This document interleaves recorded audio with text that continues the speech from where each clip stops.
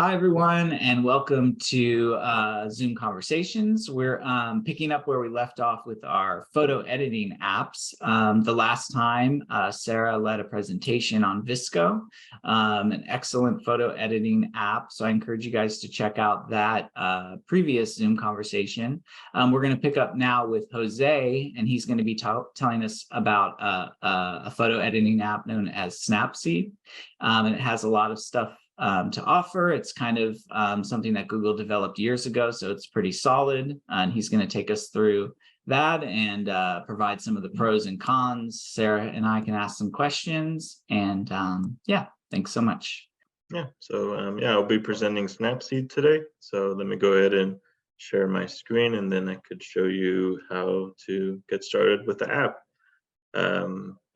This is a really cool app that was developed and released back in 2011 by Google themselves. So they actually released this app for use, and it became really popular with the iPads. So like any other app, whenever you want to get a new one on your device, you just want to head over to the App Store, which is the blue icon with the A. And once you do that, you'll want to go ahead and, if you're not already at the search page, you want to click at the bottom right with the magnifying glass, which is going to bring you to our search page, which we could then enter our app, which is Snapseed. That's spelled like this. Click the blue search bar, and it should be one of the first results that you get. You could always click on it and you know that it's the right app because it's right next to it will say Google LLC. It actually disappeared for a bit, but you could actually go down and press the get button. For me, I already have this app installed on my iPad, so it says open instead.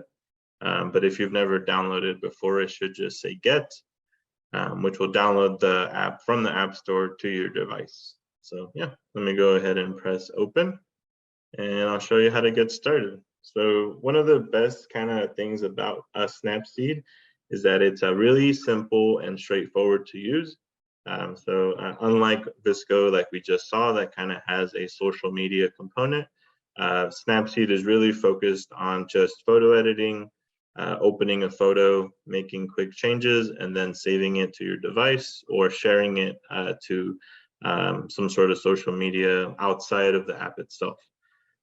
So for example, right when you open it, the first screen that you see is just a big plus button, which will actually allow you, when pressed, to access your gallery. So right at the top of your, whenever you tap the screen, you'll see some recent photos in your gallery. So if you recently took a photograph that you want to edit, and it should appear right at the top. Or you could swipe your finger left or right to kind of scroll through some of the different photos that are recently saved on your gallery. Of course, you also have the option to use the camera by clicking the camera icon, and that will let you take a photo right there at the moment. So if you have something in front of you that you want to take a picture of and edit, you could just tap that. It's going to ask for access to your camera, which you could just click OK. And then also it does user location. So let me just allow that. I think it's not showing on the Zoom. So allow. And yeah, it'll just let me go ahead and take a picture, which I could go ahead and edit. So just go ahead and try that out. It allows me to retake the photo if it was maybe too blurry at the bottom left. Or at the bottom right, I could continue with this photo and go ahead and edit that particular photo that I just took. So this is how the photo editing page looks like. Right now, my iPad is in landscape mode, but I could also switch it over to portrait mode. And you notice that the screen kind of adapts to how you're holding the iPad. So me personally, I like holding it landscape mode because it gives you a better view of the image. But now that kind of shifts the options to the right hand of the screen. So the first thing that you kind of see are these different filters that you could apply. So some of these are pretty simple black and white filters that you could do. or they also have some other ones that are kind of inspired things by like Instagram or other social media apps like that, which kind of provide just quick color adjustments to your photos. If you're not really too into nitpicking and really adjusting your photograph, you could use these presets to get a really nice looking image really fast. So that was with these filters. So I'm just gonna go ahead and just choose one that I like. So maybe I'll just go with no filter right now. And to continue, I just wanna go ahead and click the check mark that's at the bottom right, like that. So that goes ahead and applies the filter that I would have chosen to my photo. And you see now at the top right, that's kind of the filter icon that we've been on. The one at the center, which is a small pencil, that brings up some of the more advanced photo editing options that you see in a lot of photo editing apps. So a lot of these are present in VSCO as well.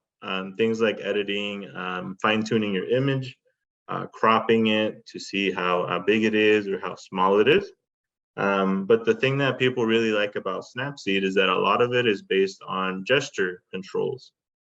So for example, I'll just go ahead and show off the tune image function, which is the one at the top left of this little sidebar with a couple of dials that you could adjust. So once you click that, it doesn't really give you like a clear idea of what you're adjusting. But if you swipe up or down, you actually get different things that you could edit. So for example, right at the start, we're editing brightness. So that means that now, since that's selected, I could swipe left or right. And at the top of the screen, I could see by how much I'm adjusting that particular value. So since I'm swiping to my left, it's making it darker. And if I swipe to my right, it's making that image brighter. So that's one of the functions that people really like about this, is that you could kind of quickly, let's say I want to switch over to a different aspect. I just drag my finger up, switch it to maybe the warmth that I want to change, swipe left or right, and I could quickly make edits to how the picture looks like just with the use of one finger. So now I could swipe over to shadows, adjust that real quick, and really fine tune my image however I want to. It also gives you the really neat function of auto adjusting your images. So if it's too complicated for you to find what you want, you could also click the auto adjust button at the bottom right, which kind of selects some colors and some fine tuning adjustments that fit the image that you selected. So I like how this looks. So of course, whenever I want to finish whatever I'm doing at the moment, you always want to click the check mark. That'll be somewhere at the bottom or the side of the image. For this instance, it's at the bottom right. So I'm just going to go ahead and click that check mark. And that brings me back to this editing page, which kind of just finishes up what I want to do with this picture. So let's say that I want to edit a couple other things. I could go back to the pencil, click on the tool that I want to use. So maybe this time I'll show some of the visual functions that they have. For example, they have the grainy film. So you could add some grainy film overlays to your image to make it look a little bit older than it actually is. But they actually have a lot of really interesting and useful functions that you could try around and play with to really get an image that you're happy with. So of course, you could keep going back to the pencil and keep editing all these different things. And just keep in mind that most of these are gesture based. So they'll have you just swipe up or down and left or right to choose the amount. But let's say I finished editing my photograph. So now the last part of this process would be to share, which is found at the bottom right. It's a square with an arrow pointing up. And that gives me some different options of how I want to share this image. So If I just want to save it to my iPad to look at later, I could just tap save. And that'll go ahead and save my image. That instance, it wasn't able to save, but usually it's able to save right to your gallery. Otherwise, you could also choose to share directly to another app. So just by clicking that share button with the arrow pointing up, I'm able to see all the other apps that I have on my iPad. So I could send it to my dad since he's a recent message at the top, or I could also send it through another application like Facebook Messenger, Instagram, or even save it on my Google Drive if I wanted to. But otherwise, if I just wanted it to save it, I could just press save, and that's going to go ahead and save it to my gallery, and I could access it at a later time. But yeah, that's pretty much an overview of Snapseed. It's really narrow and kind of simple compared to a lot of other photo editing apps. It really is just focused on quickly editing your photo, saving it, or sharing it to another platform. And it's all free. So that's one of the big benefits of this app is there's no paid subscriptions. It was made all internally within Google. So they really want you to use their products. So they always offer them for free. So that's what I would say is a big pro of this app is that you never really have to pay for anything. But I would say one of the major downsides of this app is that it's not really updated anymore. It was released in 2011, and there was a couple of updates throughout the years, but over the last couple of years, they haven't really released much besides bug fixes and stuff. So if you are expecting to use this app, don't expect a lot of support from the developers or maybe new features that other apps might have. But yeah, that's kind of a quick overview of Snapseed. Any questions from Philip or Sarah? Sarah, did you have any questions? Yeah, I have one quick question. Is there any place like sort of on Visco where there's that like gallery or studio where you can see the photos you've edited on this app, or are they just living in your camera roll on your iPad? Yeah, they're pretty much just living on your camera roll. So let's say I wanted to open up another app, another photo to edit. I would click open at the top left. And then it kind of lets you know that, hey, you're opening a new image and that those changes are going to get saved. So it does kind of work on an image by image basis. So unlike Visco, where you have this, nice studio with where you could edit multiple images at your own pace, Snapseed is kind of focused on just editing one photo at a time.